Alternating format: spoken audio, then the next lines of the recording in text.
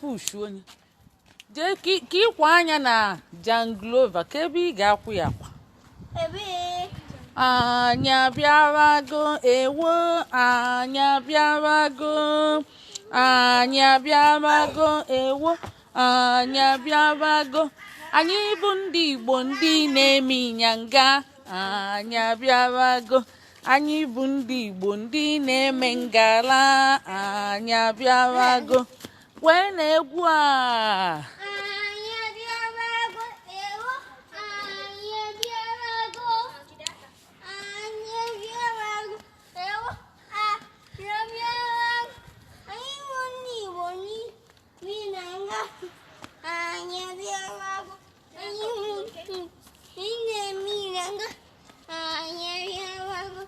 wee ọzọ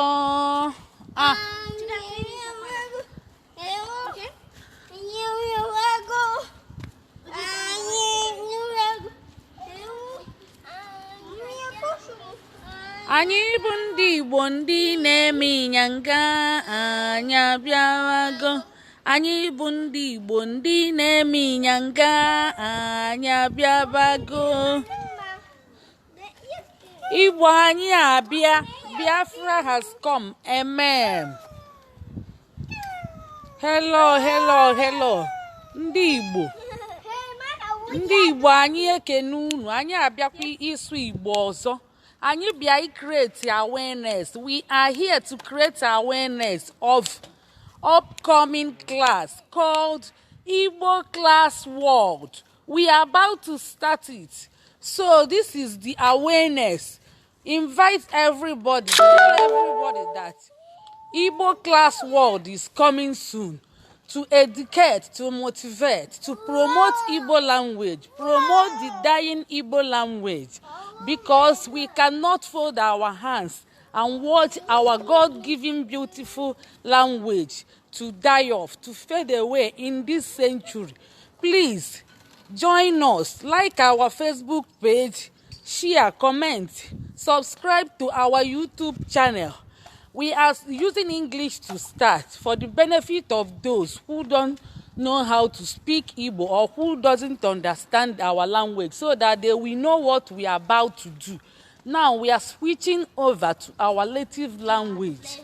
Please subscribe. Igbo anyị abịa, ọka mụlụmụ anyị abịa, anyị ekene unu. Bịanụ ka anyị nete obodo anyị, asụsụ anyị, ka asụsụ anyị ghara ịda mba, ka asụsụ anyị na-aga n'iru, ka asụsụ anyị ghara ịbụ ihe nwụrụ pii, maka na ọ na-akwadozi inwu onyugokwanli ka ọkụ. Anyị na-revive, anyị na-rescue unye, anyị na-resurrectzie, like anyị na kedu ihe mma akpụ ya onwugo pii. When 75% of Igbos cannot speak Igbo language anymore, that means it has died, because 75% is a big mark, very high mark, to say that it has died. So we are trying to resurrect it. Please support us, join hands, bring all the Igbo parents, come together. If you are married to Igbo, come closer. If you are married a foreigner, come closer. Bring them, bring your children. Sit behind them. Point hands at us. Anything we mention in Igbo, then try to grab one, at least one day. One in one day. From there, gradually, you will make up something. At least know how to greet, know how to yes, the greeting or express yourself is very, very important. Like ndewo is well done in papa o tụrụ okpu ya n'ala. Obinna gbuo okpu gị ka ị wee na-jump like monkey. enwe ngwa kwebeni monkey. Unu ga na-ekwekwe monkey ụmụazị? Unu ga-ekwekwe monkey? Ngwa na-ekwelenu m monkey. Ebeniza baraba skorodia. Ebenezer Barabas Korodia. Ebenezer Barabas Korodia. Unu na-ekwezikwa na-ekwe monkey. Yes. Ebenezer. Ihe ọ pụtara bụ na Ebenezer is the name of someone. He entered bicycle there. That is somewhere. Then the response is monkey. Nyeni nwa ihe ọ chọrọ. Nyeni nwa ihe ọ chọrọ. Nyeni ọ na-alụ aka ebe niile. Igbo anyị abịa. Biafra has come. Amen. Igbo anyị abịa. Which means that we have come. Igbo, we have come. We have arrived. No going back. We are here to rescue the dying Igbo language. It must resurrect by fire, by force. It must. Okay, nwa ayarali ọ na-akpakwa ike biko ihe abụrụ nke ndị bụ eji ọ bụrụ eji ọ ya ada ọ bụrụ uli ibugo ihe ọ na-akpa ike ka monkey iwuli Adaobi jee nọnyere ụmụaka jee nọnyelube aka ga-achịchapụ nwa ọda jee nọnyelube nwa adakwa na kuba ọnụ papa ihe adakwa kuba ọnụ pa nnekwu Adaobi bịa nọnyere ụmụaka bịa nọnyelube ọ bụrụ nkutu ikutu onye maka ihe abụrụ eji ọ bụrụ ọgbọ ya na ihe adụrọ n'ọgbọ ya na this thing adụrọ gịnị n'ọgbọ adụrọ n'ụlọ so o nwere ọgbọba so ihe nji cheta Ebenezer Barabas Korodia nwa bụ maka na unu na-ali enu ka enwe monkey. What is the name of monkey in Igbo language? Okay, nwa kedu enwe. Monkey is enwe in Igbo language. He said it right. Enwe. So ngwa kwebele monkey. Ngwa ị ga-ekwekwele monkey. Yeah. Ebenezer Barabas Korodia. Monkey. Ebenezer Barabas Korodia. Monkey. Ebenezer Barabas Korodia. Monkey. What is your mother's name? Monkey. What is your father's name? Monkey. What is your brother's name? What is your sister's name? Monkey. Monkey. What is your name? Ị nọ na-ekwe monkey na your mother's name, na your father's name, na ihe niile ajụzie ga afa gị isi Obinna nya anyị na-aghọ aghụghọ. Ihe ekwe monkey n'ihe niile. Ihe ekwe monkey na which means you are monkey family. Igbo monkey family ọkụ ya. Ọ bụrụ monkey ikwulu. Wewenu monkey. Wewenu monkey. Papa kedi. Papa. Adaobi kedi kwa ọ na-asị gị nwa pụtali ya ka ọ nọrọ maka ọnya nwa nwe ebe ahụ. Ọnya nwa nwunye. Ọnya nwa nwunye. Iwu go okwerie. Nyeli aka. Nyeli aka. Nyeli aka.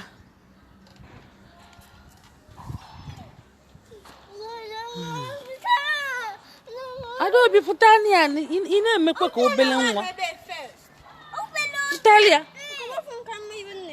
Murafu. Ngwa fu ebe a nwa ọsịsọ. Fụọ mma akwatu. Fụọ ozugbo. Mma akwatu. Fụọ ebe ahụ. Ị na-akwa arụ. Ituo ka nwa baa.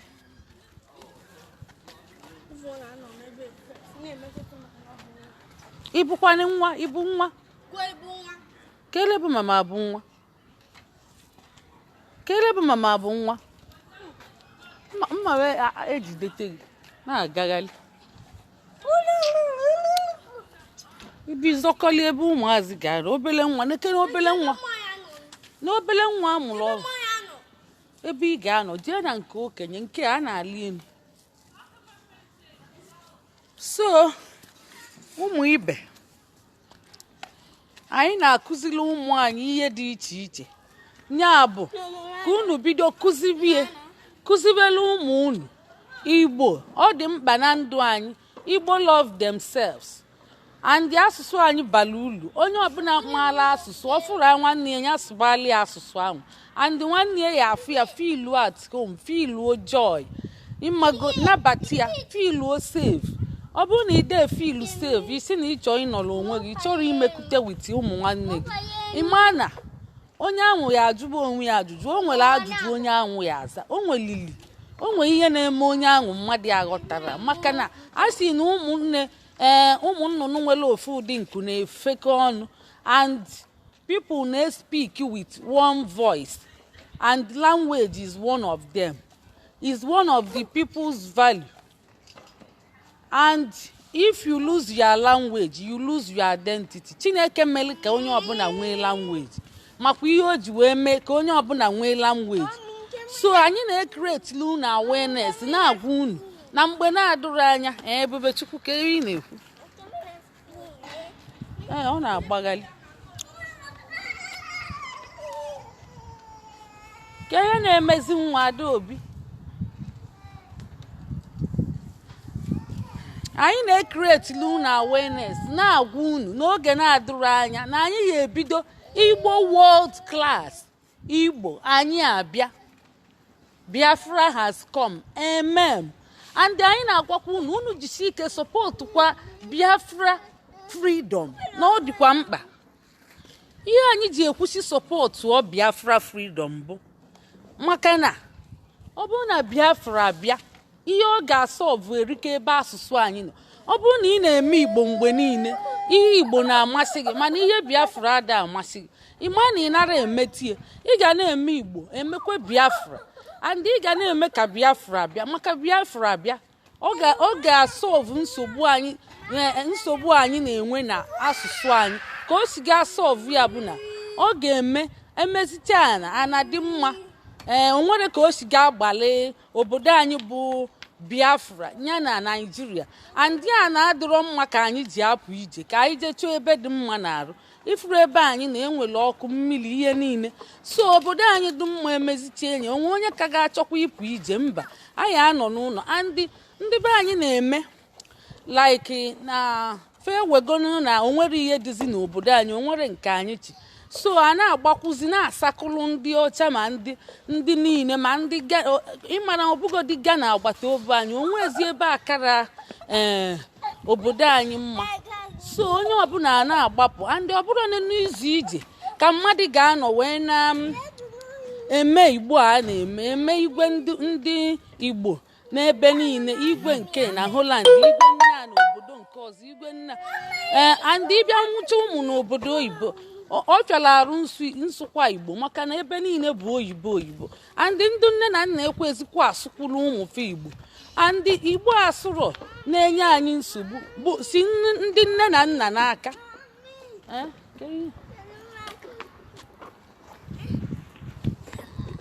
ngwa ebe a bụrụ nke ụmụaka ọ bụrụ nke ụmụaka so na-asụrụ Igbo na Igbo na-anwụ iluo na webụsaịtị ndị UNESCO kedu ndị a na-atụ ụta ndị nne na nna so nwa ya asụrụ Igbo ịmanụ ọgị melie ndị otonyite ọ ya bidokwa wee taba gị ụta maka ibefa niile nwechela asụsụ na-abụ mana nwa gị bịa nwa ofuke ọ nọ na tight corner a na-alaiki onye nwere asụsụ na-abụ double language ịbịa na-efil fọm ọ bụrụ na ị na-achọ ọlụ kịta ị na-efil fọm ihe edebe ma ethnicity gị ma tribe gị many things o nwere ebe a ya abịa jụọ how many language what languages do you speak ị bịa desi English onye nke ọzọ edekweni Spanish dee Chinese deti ụmụ detiche ọ bụrụ na gị na ya nwee the same qualification o nwere ihe dị iche abịa nenebe ọ bụrụ na o nwee ihe o ji ka gị mma ya bụ asụsụ ọ na-asụ Igbo gị nwa na-asụ ofu a ga-ebulu ụzọ welgodie ama na onwe gị ihe o ji ka gị mma ifu gị na onwe gị ihe o ji ka gị mma ka m wee nye na unu na-achọ ọrụ na company na n'obodo ndị ọcha ebe anyị nọ unu nwee the same thing the same qualification o nwere ihe dị iche unu na-agba bracket a na-enene asị first language English ọkwa onye Igbo ọ sị no first language bụ English so ị kwesịrị ndị ya first language Igbo, second language English. Maka gịnị? Ndị niile na-edechi ya, ndị Chinese na-ede ndị China na-ede Chinese, ndị English na-ede, ọmụtakwa ọzọ debe. A sịrị anyị ejego na children center, a sị na ụmụaka ga-amụta, ọ bụ ọdịsị ụmụaka mmadụ kwesịrị ndị na-asụ 3 languages n'opekezi mpe 2 your mother tongue, na ọ dị mkpa your mother tongue plus the English ma any other thing. And ndị ọzọ niile na-emechi obe, sọsọ ndị be anyị bụ ndị ada eme obe. So ọ bụrụ disadvantage dị unu na unu pụta unu na-asụzi onye ọbụla na-anụ, onwezi ihe dịka private na ịbịalị maọbụ n'ama egwuregwu kịta mmadụ chọzi nye nwa gị ihe asụli anya anakwana ya, maọbụ ya pụta na onye ahụ o nwee ike ọ bụrụ onye nwee ka o si eme isuoli anya n'asụsụ be gị si a Obinna isuoli anya n'asụsụ be gị si a ya pụọ ebe ahụ. Ka ezi ka anyị si gaa mụ ụmụ nwanne anyị amazịkwa ka anyị si gaa mụ ụmụ nwanne anyị, maka ndị dị oji ebuke, ma ndị Portugal onwe ndị dị oji, ma ndị ma Haiti, ma ndị Jamaica, ma ndị Ghana, ma Uganda, ma Rwanda, ma South Africa, ma Tanzania, fancha dịcha oji. Ka isi gaa ma ụmụ nwanne gị, ka isi gaa mafa asụsụ ka iji gaa mafa. Ndị dị oji ebuka, andị Chukwu melie wee nyeche ndị ọbụla asụsụ kapa wee na-ama na-eji onwe wee na-akpakọlịta bụlụ famili. Kedu ndị niile dị oji ebuka, mana ebe ị na-enene na-awọnda onye ọna bụ onye be anyị mba ime akwa ole si ma kpọrọ afịa ma ọ bụ na ọ sụrụ asụsụ. Ọnya ka anyị ji ekwu wee na-akọwa, let's go back to our culture, back to Guinea culture, back to tradition, back to everything. Your name kwesịrị, afa gị kwesịrị mbụ ezigbote afọ Igbo fancha niile. Ọ na-abụ mmadụ send elu m friends request mfụcha afọ ya wee nye, o nwee ike ma ọ na-akpọ m na Facebook Messenger, o nwee ike mfụcha afọ ya anyị adịghịzị ya, mana mfụrụ anya afọ Igbo epikiligo m ezaba. Mgbe onye ahụ kọzi ihe edoro m anya nkwụsị gbanyụọ delete onye ahụ mana onye ahụ bịazie kọọ ihe dị mma ma ebe na o nwee infọmeshọn ọ na-achọ ma ọ bụ na o nwee ihe ọchị ịjụ taa anyị na anya akpakọlịtaba ọnyanwa. So unu kwadosie anyị ike, kwado na anyị ike, unu si ga-akwado anyị bụ unu jee unu subscribe na YouTube channel, maka onwe mgbe ọ ga-elu Facebook awaba anya anyị ga-emeche anyị kụziri ihe a ịmaga anyị na-afụkọlịta na-ekwukọlịta okwu na Zoom anyị ga-eji Zoom na-akụziri ụmụaka, na-akụziri fa ma nwaanyị ofu ma abụ iche ịdị ma ụda ume ma ụda mfe ma ụda alọ ma spelling ma ihe niile ma akụkọ ifo.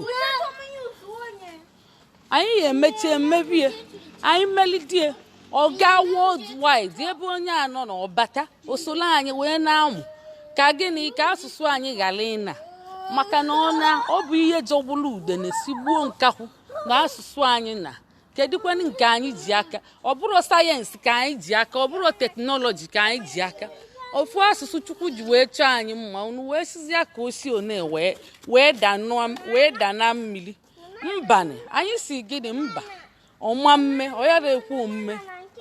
Anyị ga-apụta na-etili ọra na-emepụtakwa n'ihe na-emepụta etinye akshọn ya. Ọ bụrụ si idu na-ekwu eso n'ọnụ na-asịsị sụba Igbo si sụba Igbo. Afụgo m ndị na-apụtasị na-asịsị sụba Igbo na Igbo dị mma na Igbo dị mma si sụba ya, mana tie na akshọn ya. Obinna ngwa binyeli ọsịsọ binyeli agịdịgba nwa ka ọ nọrọ gwurie egwu.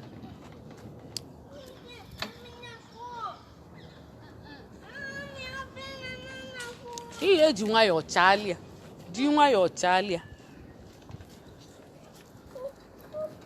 Onwe ndị na-apụta na-eti na-asịkwa na Igbo dị mma si bido sụba, mana ekwucha aba n'ụlọ time for action.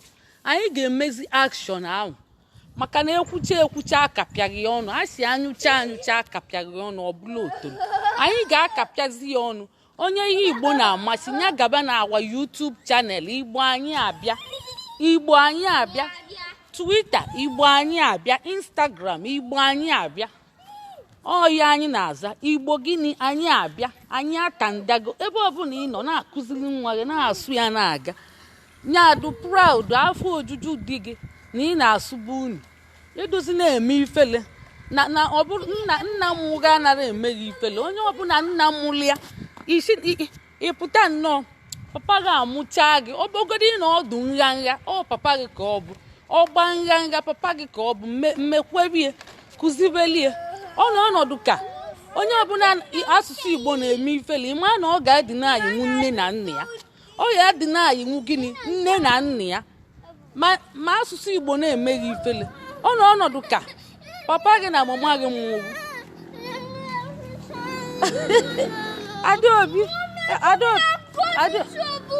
Adaobi jere ene nọ papa nnekwu ebido. Adaobi mgbacheli ka ọ nọ obele ibido ka ọ nọ obele ka ọ nọ obele 5 minutes.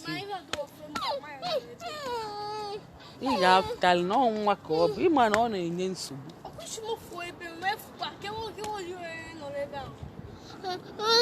Papa nnekwu ngwa bịazianụ ka anyị na ebe ọ bụ na unu ekwere ekwe anyị ga-anarazi nabanụ ebe ọ bụ na unu na-anụ ọgụ ọkwa ọgụkọ unu na bịa nọrọ ebe bịa nọrọ na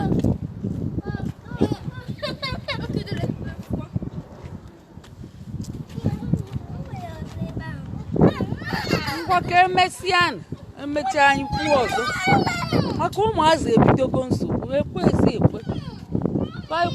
ekwe n'oluo ụlọ kịta ntị unu ya achara ed maka unu ekwere ekwe ọkwa unu ekwere ekwe ka emesi ọkwa unu ekwere ekwe wa ka ịma na ị ga-ekwe mana mgbe nna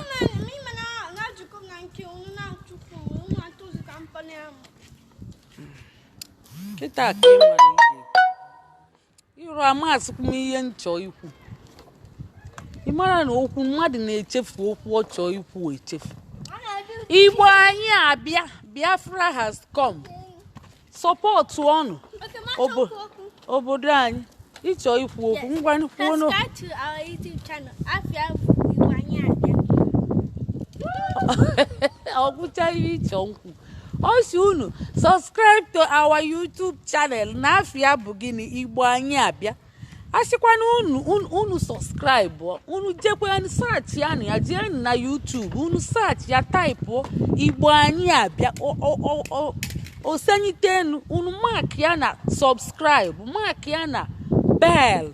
Ọ na-egosi na agba anyị ume na unu na alike n'ihe anyị na-eme na-amasị unu mana ọ bụ na anyị anaghị afụ na a na-alike ya ma ọ bụ na comment na-achị ya obi ọ na-enye anyị obi nkolopụ na-eme anyị obi anyị na-ada mba ọ dịzi anyị ka ya asị na ihe anyị na-eme amasị akwa n'unu na anyị na-akọgheli na anyị na-eme ihe abara uru ịma na anyị na-afụ ndị na-anụ ọgụ na-akọ ọnụ abụ onwefe ike mmadụ eju na ya na-amak like na-achị anya a na-enwe trafik dị ya ịmara ụmụ ihe enwere isi anụmanụ na-enene nya ndụ na-agba wọ na-agba saga mmadụ eju akwụjuche ebe ahụ nye asịrị mmadụ na-atọ ụtọ ka agbabi ya so akwụjuche na-enene mmadụ na-eme ihe dị mma o kwesịrị unu jee ịma ụfọdụ na-abụ ya na-ebido na-anwanyite ụfọdụ ebido na-akọcha onye ahụ na-ekwutie si na ọ na-achọ ịdị fame na ọ na-achọ popularity na ọ chọọ iji Biafra wee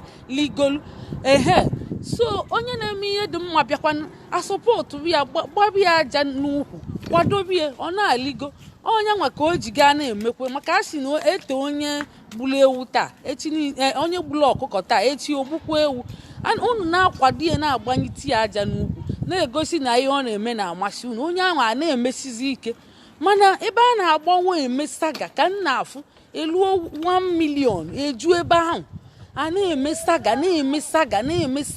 na-agbawo a na-akụ aka na-amụ amụ a na-achị anya mmadụ anọrọ ebe a 1 hour 2 hours a na-enene ka amala ihe a ga-akọ ka amala ihe a ga-ekwucheta. Mba, anyị ga-anaba anyị jije mmezu ịmazị na-enwe zoom anyị nwe zoom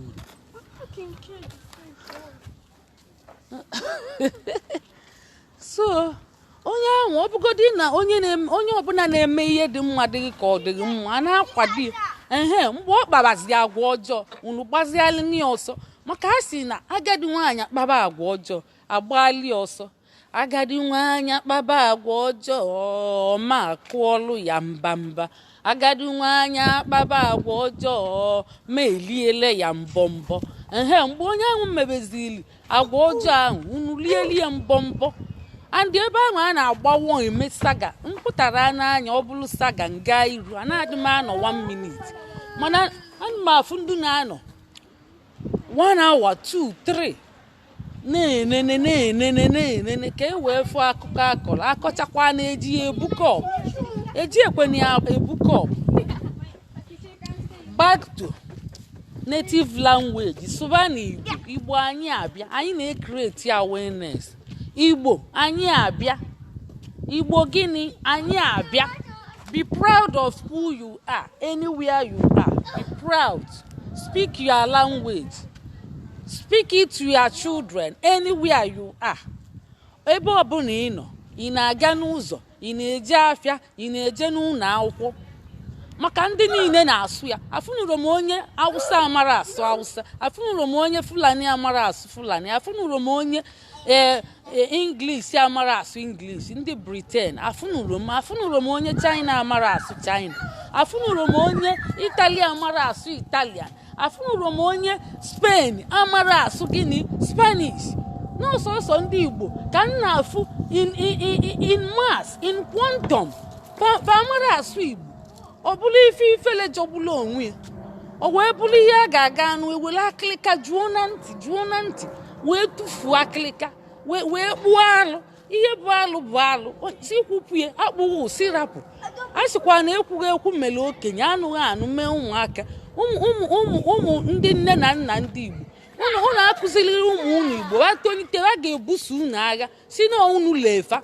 n'unu megbufa unu megburu ụmụ unu emegbu baya asụwulufe Igbo unu ka o si n'aka ọ bụrụ ụmụaka unu chegelie bido taa gboo a na-ekwukwu ya si na taa bụ gịnị